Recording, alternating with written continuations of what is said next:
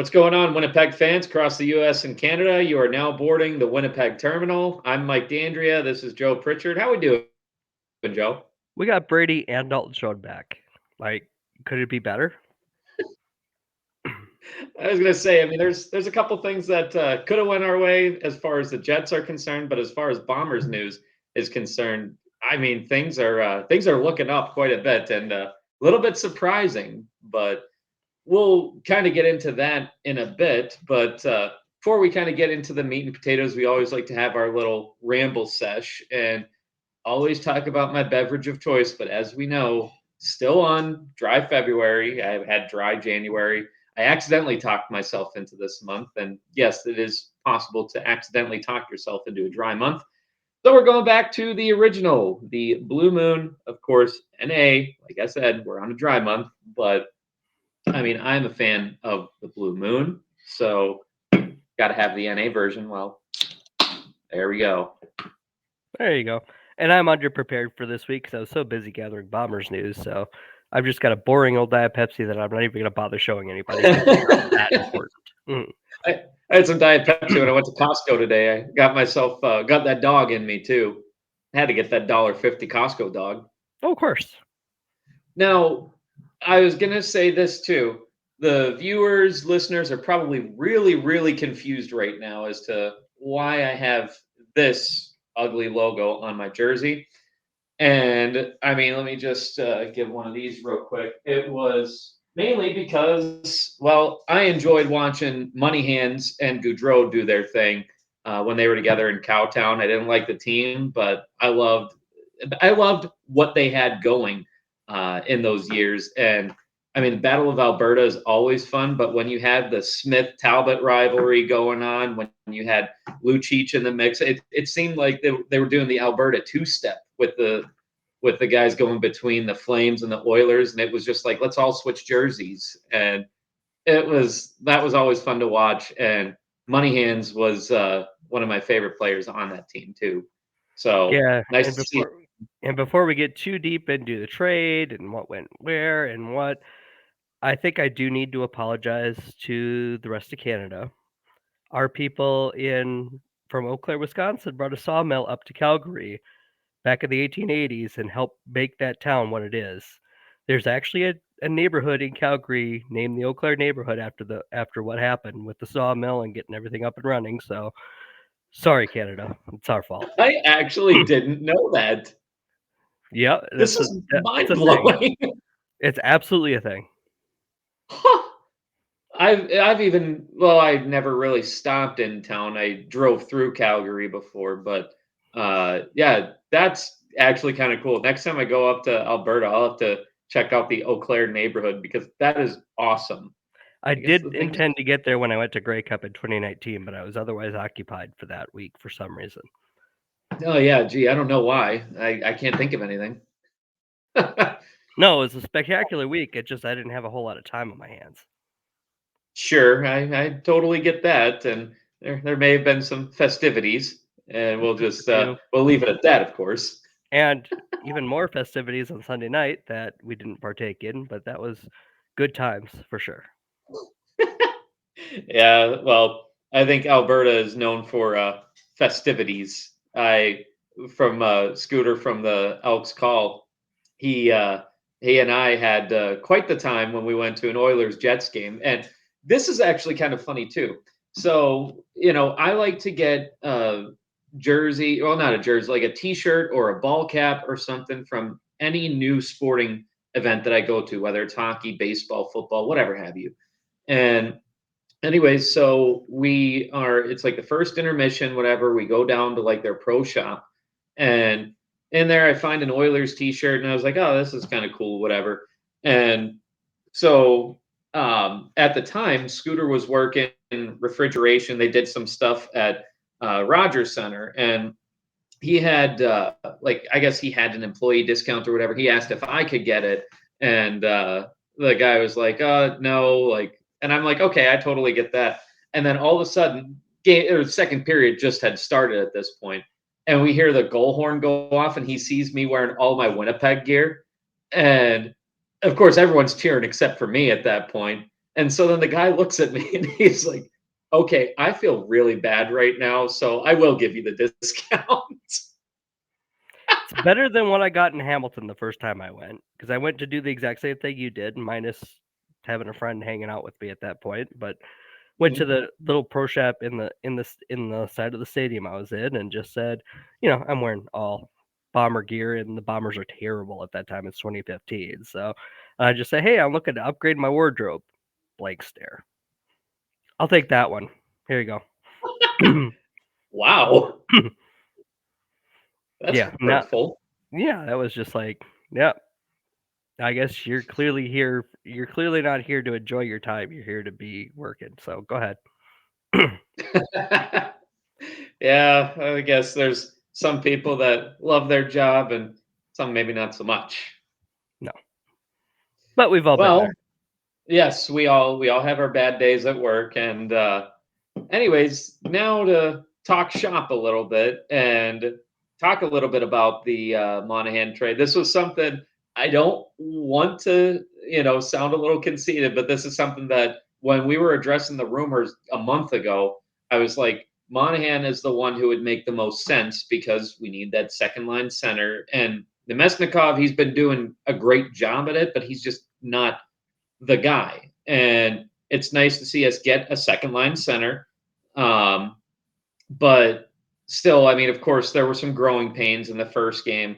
I'm still 100% behind this trade. And sure, we can say a first round pick would, be a little bit much. But I mean, if you consider where the Jets are in the standings, even though they have struggled as of late, that would be a late first round pick, anyways.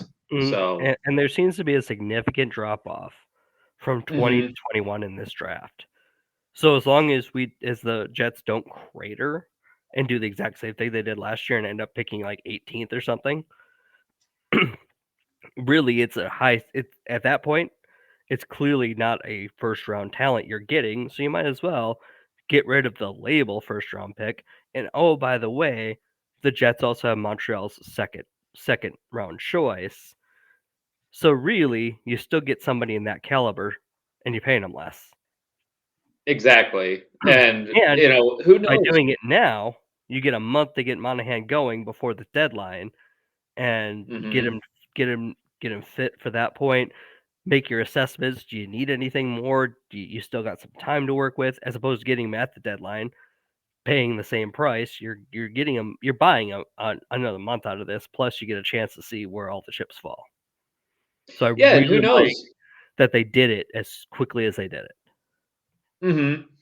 And I mean, he could very well. This could be another Nino Niederreiter situation where oh, look like we got ourselves a rental, and now all of a sudden we got a guy for a couple of years, and kind of like Stastny. Now, of course, he ended up going to Vegas after, but then came back just because. Well, Schmidt had a little bit of say in that, but I mean, he loved playing in Winnipeg, and you could just tell in the style that he was playing. I mean, he was playing some of his best hockey with Winnipeg too. And even if it didn't show up on the score sheet, it definitely showed up just on the ice, in general.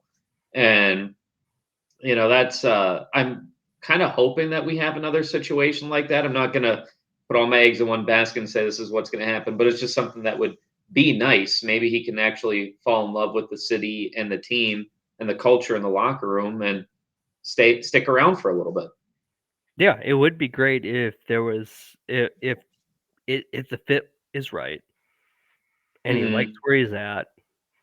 Potentially, maybe a slight hometown discount wouldn't be terrible, but that's how you build teams under the salary cap. You got to find guys with value, and if it's a fit and you know it's working and you want to keep it going, and he's not going to cost you an arm and a leg because you're already paying two guys franchise salaries. You got to find your depth at cheaper prices. So we'll Hmm. see. It's also nice And to be able to test drive it and see if it works in the first place instead of it going, "Oh, it's free agency. How about you?" mhm. Yeah, and one of the things too that worried me a little bit, one of the residual effects of not really giving up much aside from the first round pick, because what was it, a conditional third? Conditional was third if the the Jets win the cup, and I don't think Jets fans would mind if it was a conditional take the rest of our draft picks if we win the cup. So exactly. That's kind of we obviously want the cup right now, and I mean they've got the team to do it. But one of the unfortunate parts of that, when just giving up picks, is that your roster size is too big when you have guys coming back from injuries, such as Shifley. So the worry that a lot of Jets fans had was putting uh, Axel Johnson Fjallby on waivers, or which of course was the case, or putting anyone else, Tony Nato, on waivers as well. And when I saw Johnson Fjallby on waivers, I was like, oh, there's no way he's clear, and there's going to be a team that picks him up. And sure enough, he cleared. So that's some big news too. It's nice to see that he cleared because he's one of those guys that he's fast, he plays hard, and he's not going to be your top two lines, but he's a solid fourth liner, and you need that on a team like we have right now. Like we always talk about the depth, and when you have guys like that you have just too much talent, so you got to put someone on waivers. I wish that we wouldn't have put Chisholm on waivers because you knew that Minnesota was going to pick him up for how bad they need defense. yeah, but at the same time, you're in a good position if you have too much talent, and in a better position if some of them clear and go to the minors, because now you have a fourth line player on your first, second line in Manitoba. You get an Mm-hmm. injury, ready-made replacement. Yep. And now speaking of the defense that we have, this is actually incredible. It kind of blew me away. I knew that we had good defense, but first in goals, of course, goals allowed. First in goals, chances, attempts, one timers, rush shots, in zone shots. Sorry, one timers are fourth, rush shots second, in zone shots fourth. Offense is a little bit more of a struggle, but when we play 5-on-5, we were talking about this right before the show. Goals for first in the league, chances for second in the league, rush shots for third in the league, in zone shots for fifth in the league. So 5-on-5, this team is solid, but there's issues, of course, on the special teams. But what's even worse is the transition play and possession entry. If for our offense, 13th in the league, and it actually matches what we have for defense too. But as far as defense is concerned in our transition play, possession exit percentage, 19th in the league, possession exits, 21st in the league, and the D zone retrieval success, an abysmal 26th in the league. That's rough. And that's something that is going to need to be addressed if they want to have success in the second half. And that's when you go, thank you, Helly, because, with those kind of numbers, you'd expect the Jets to be about middle of the road as far as goals allowed. Not so. Not so. And when you have Helly and you have Brossois, who is basically, I mean, he could be potentially, the way he's playing this year, especially, he could be a starter on another team. So we pretty much have two starters playing right now. And I mean, Vesna Buck is playing his absolute stellar self, and it's nice to see. And if we can fix these issues, I have no doubts that the Jets can work their way back into first, not only in the Central, but in the league again, provided they could fix these issues. Yeah, and I believe they still have some games in hand. I haven't stared at the standings in a little while because of the All Star break, but I always feel like they're trailing Colorado and Dallas in the Colorado league. So, specifically, yeah. Colorado actually has 51 games played. The Jets have 3 games in hand at 48, and Dallas has played 50. So we have 2 games in hand behind 3 points of both of those teams. And yeah, then the drop off with St. Louis. They have one more game than us, and they have 54 points. So we're 11 ahead of them. So there's a lot of breathing room, at least, for what that's worth. And I mean, the boys have obviously been really struggling as of late, and sky's not falling, but it's something to be said that in this recent slump, they're 3-4-1 in their last 8. They've scored 11 goals and allowed 18, which again, goaltending has been playing great given that. They're averaging 1.375 goals per game and allowing 2.25, which 2.25, that's actually not so bad. You'll You take know, that. You'll hear that number and go, sure, that should work.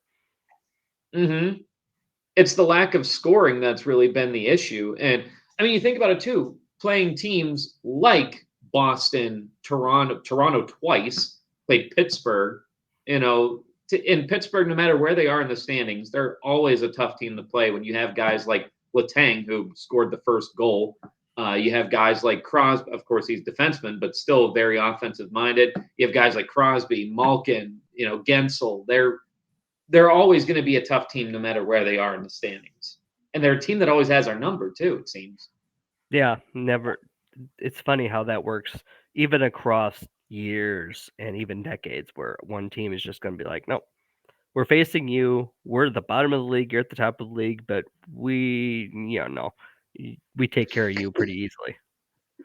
Yeah, that's how it goes across, like you said, across sports. And yeah, there's the Steelers kind of own the Ravens, for example, and it was kind of nice, even though the Steelers really had their struggles this year, and Baltimore was the powerhouse. Steelers swept them. Always a nice feeling when you sweep your rival, even if the rest of the year doesn't go well for you. Mm-hmm. And a team like, I mean, obviously the Browns, I don't care about them. And here we go deviating to football, but Browns, I don't care about them. But it's much better to beat Cincinnati and Baltimore. And it's really funny because I think the Steelers are that team that Cleveland fans love when they beat the Steelers, because I have one friend that, yes, there are Browns fans that exist. I have one friend that is a Browns fan, and it's so funny because he's like, making all these comments about, oh, the Steelers are going to be first round knockouts, and Flacco's going to take the Browns to the Super Bowl or whatever. And then all of a sudden, the Steelers, because of the day that their game fell, they had, what was it, 1 or 2 days longer of a season than Cleveland. Always nice to be able to push back on that kind of thing. Yes. Even when you have a down year, But I and mean, doesn't that scream Cleveland Browns fan to say, hey, Joe Flacco gives us a chance to be a champion?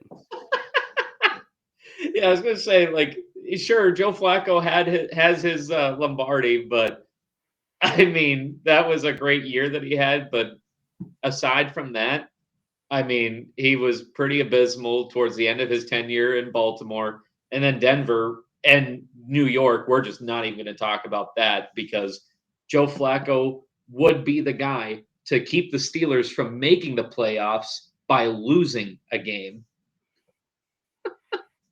Oh, and yep, That's yep, that's got to sting that way.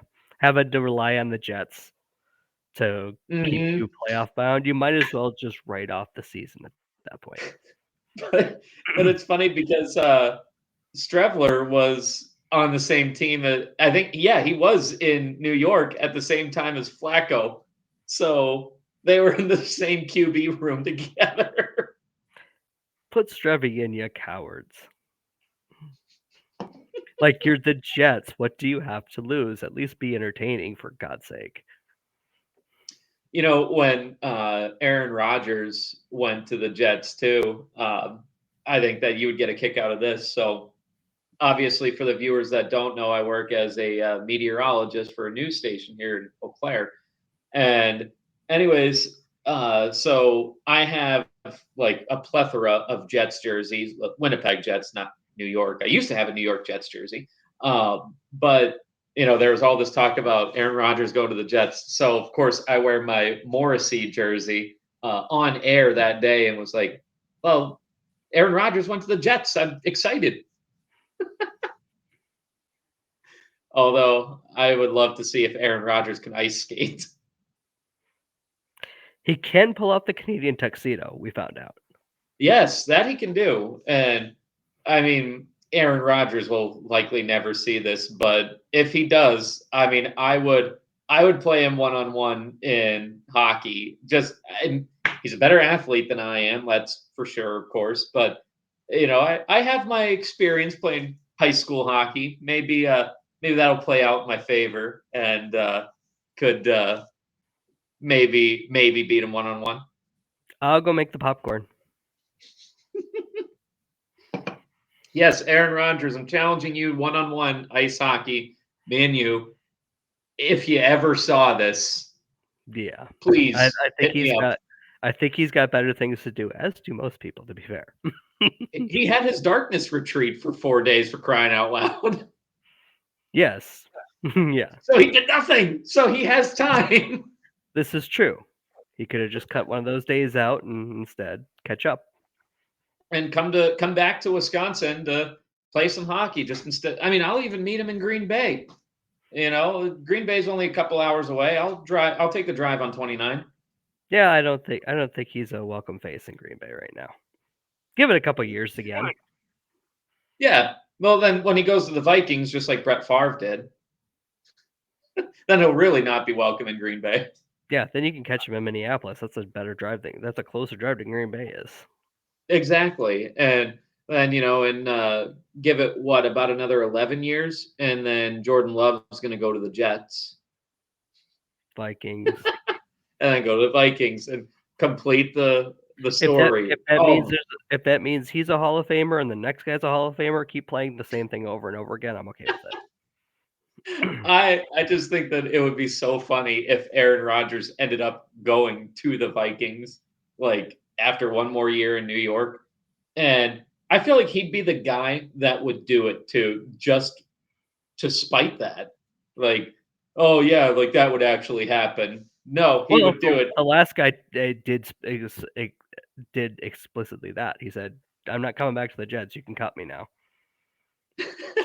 The moment he's cut, he's on the phone with the Vikings. So, that is just so funny though. But now, I mean, football, heavy hitting game. So let's talk about one particular heavy hit that happened on the ice and what we make of the dilly hit, and is it warranting a suspension? Because it is a hit to the head, and let's keep in mind that is a sort of hit that the NHL wants to work towards a zero tolerance policy on. So I'll ask again, is it suspension worthy? it's like you said, it's the type of hit they want out of the game. Anybody trying to guess what the NHL head office is going to do in any given situation might as well be flipping a coin or rolling a dice or something. So actually, let me see if I have a dice here and see how many games he'll be suspended for. I don't have any hanging around, which is odd because I have like a million dice and a million board games all over the place, but not right here. Well, Wisconsin, we gotta, you gotta shake for shots. You gotta have dice on you just to shake at the table. Play horses or ones, twos, threes, etc. Actually, I don't have my quarter on me. We're striking out. Yeah. Shame on us. We're bad Wisconsinites. Yeah, right. But I think my take on the Dillon hit was that it was not, there was no intent to injure, in my opinion. I could very well be wrong, but I don't think he had an intent to injure. But it is still a hit to the head. So it wouldn't surprise me, and taking all bias out of account, because of course I have plenty of it.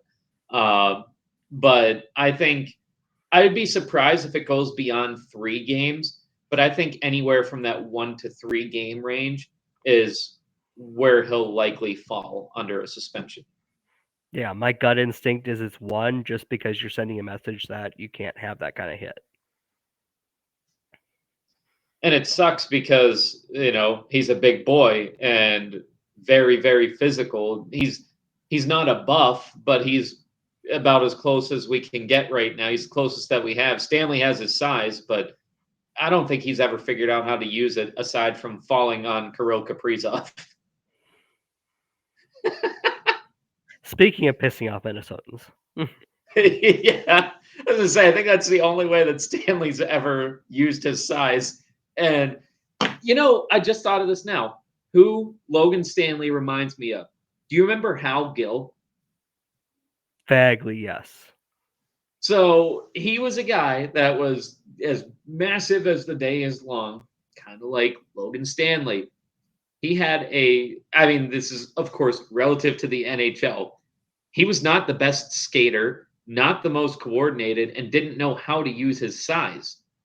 That's exactly what Logan Stanley is. And, at what point do we realize that he's just not going to be the one? Maybe he's the one that we should put on waivers, and we could have kept someone that had a bright future like Declan Chisholm. Like, Well, remember that first round label I was talking about 10, 15 minutes ago?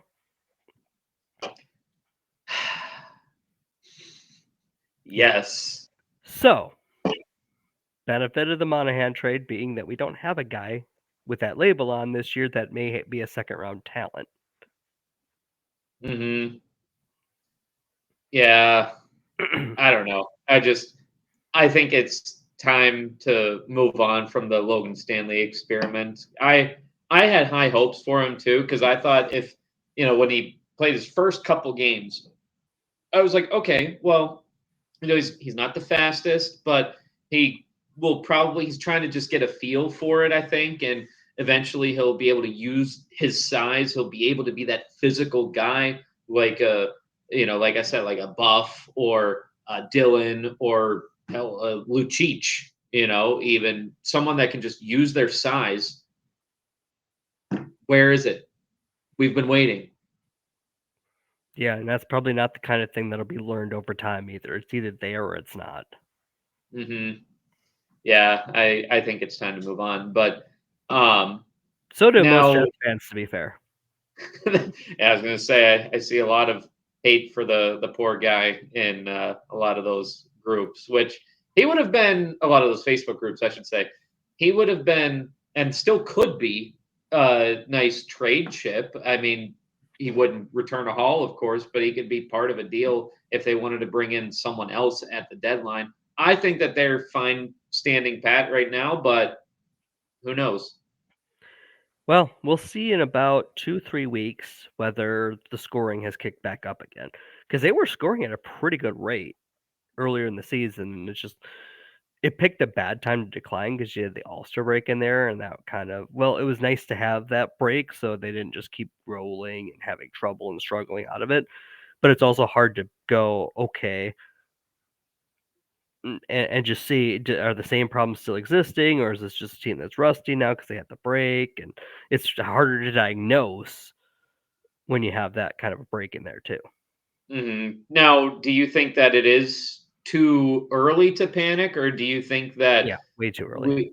you think so? That's what I was thinking too. And there's still plenty of time left in the season. We're a little past the halfway point, of course, but every team goes through a scoring slump.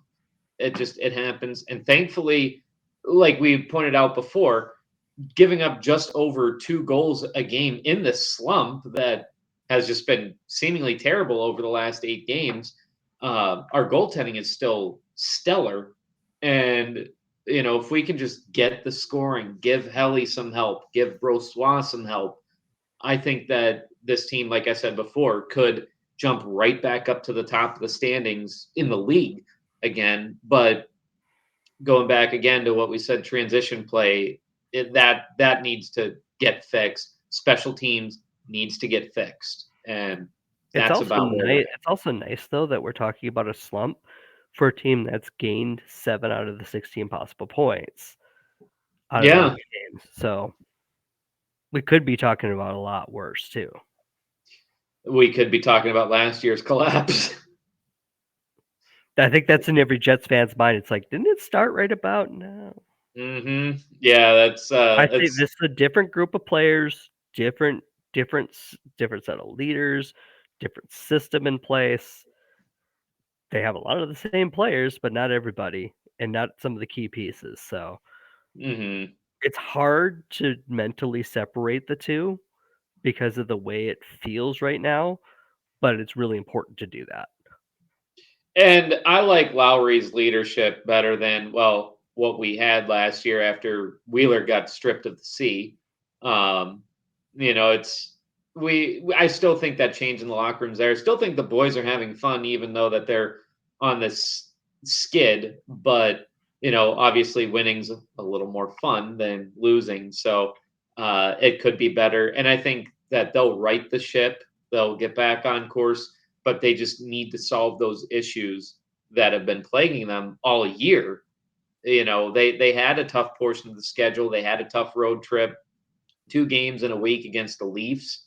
And, the Pennsylvania teams are always the thorn in the side. And here we are on a Pennsylvania trip and, just fix the issues. And I think that all is right with the world again. That's the hope. And a win or two over the next 3-4 games is going to help get the wheel spinning again. Oh yeah, they just need one. I think that this could go one of two ways to really swing the momentum back in their favor. I don't think like a 3-1 win would do it. I think a very hard fought overtime win would be one way to really kind of put some pep back in their step, or just an absolute dominant appearance, like a 6-0 win or something like that. Or like I that think 5-1 win they had over the Bruins earlier this year, where they yeah, controlled the play the whole time.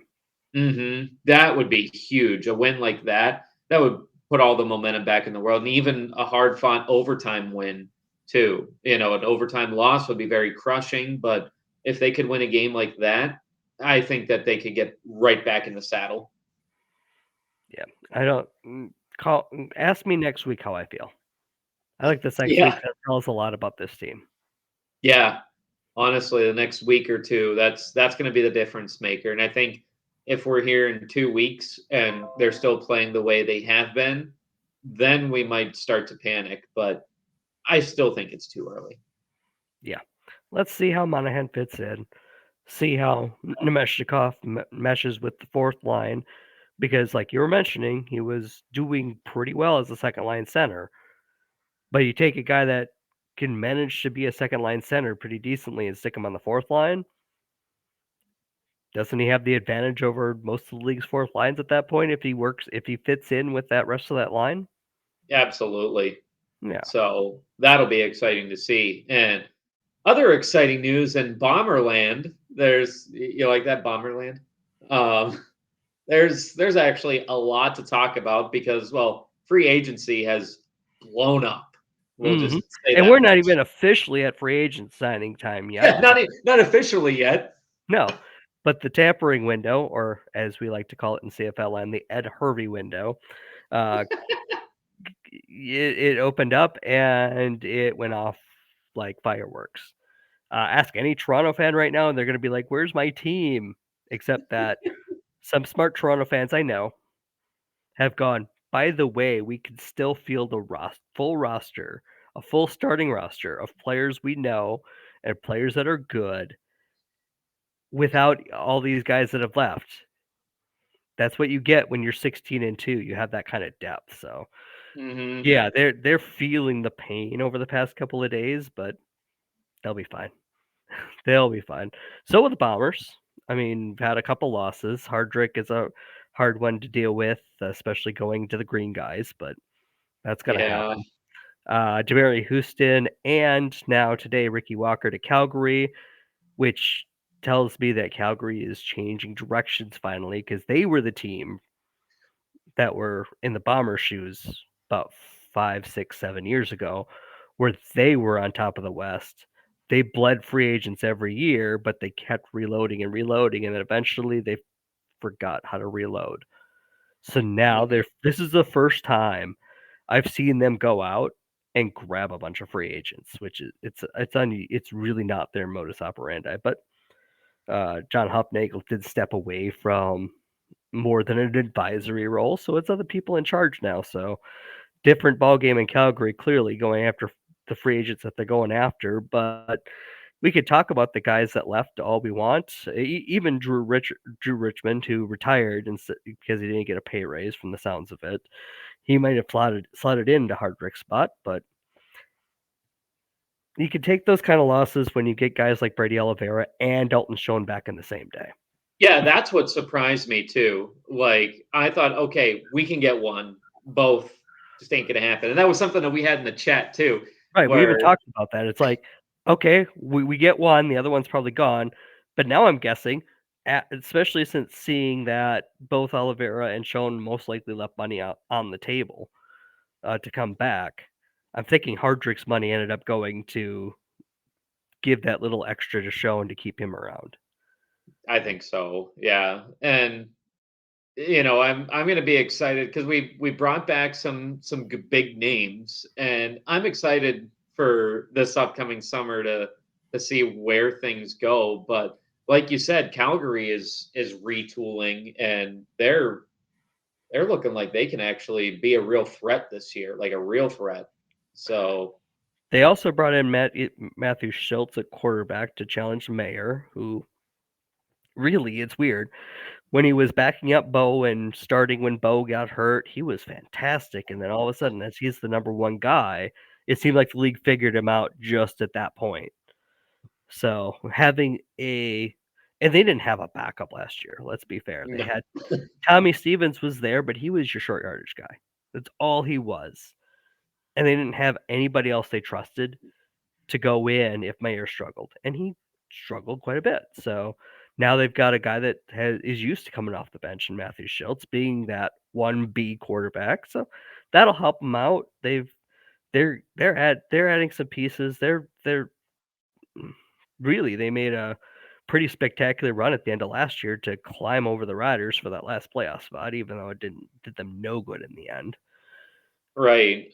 Now, where do you think that they're going to be a threat to the Bombers this year? Because No. I think that they might not take our spot, but we'll just have to see how it plays out. No, I don't think they're there yet.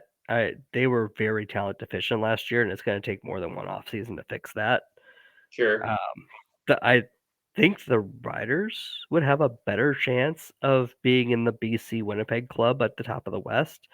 They have signed some talented players, and if they can keep Trevor Harris healthy, that'll solve a lot of their quarterback issues. I don't think it gets them over the top in the West, but they'll be back to where everybody expected them to be because the last couple of years they've been slightly over 500 in September and then just cratered. And if Hmm. you have a steady veteran like Trevor Harris running the show, you're not going to crater in October. That's fair. And yeah, that's very true too. All I can think of is poor Scooter. He's a year or two away yet, but feels like they're making progress. They're doing their best. And I mean, hey, we've all been there. Remember 2015, the roles were reversed. Uh-huh. Well, So 2013 was just rock bottom. Then there was the false dawn of 2014 where the team started 6-1 and ended 7-11 because they won in Calgary in a no and the last game of the season where it mattered not at all. So we've had the ups and downs ourselves, but yeah, it's gonna take Edmonton another year or two to get they when Chris Jones took over, there was scorched earth. There was nothing mhm. there. It took the Yeah, Bombers 3 years to crawl out of their hole from 2013. I mean, hey, it happened, but like you said, I would probably lean more towards the 2 years away for Edmonton, but Yeah. that's just me.